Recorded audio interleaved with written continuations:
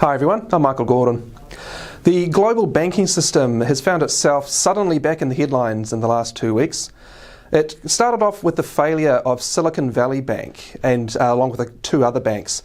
Now SVB was a regional bank making up about 1% of the US banking sector, so not big but not insignificant either. Those failures in turn sparked off a search for where the next problems might lie. And eventually Credit Suisse, an investment bank that's been mired in a series of scandals in the last few years, was eventually taken over by UBS, another large Swiss bank.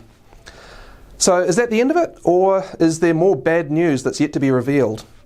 Well, the trouble is that no one can say that with any certainty.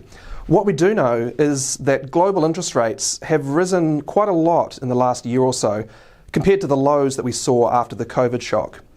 And rising interest rates tend to shake out a lot of bad investments and bad practices. So SVB was one of the first to fail because, as we found out, it did an exceptionally bad job of managing its interest rate risk. So there may well be other casualties along those lines. Where it would become more of a concern is if investors start to lose confidence in their ability to distinguish between the good ones and the bad ones and just start to withdraw and focus on their own books. Now, for a small, far-flung market like New Zealand, that might mean that funding from overseas becomes harder and more expensive to get hold of.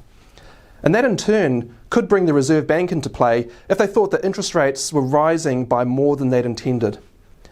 Now, so far there's no sign of that happening here. So for now, monetary policy can continue to focus on the fight against inflation. We are starting to see some signs that higher interest rates are cooling down the economy, but it's still going to be a long wait before we see inflation rates that anyone would be happy about. Thanks for watching. See you next week.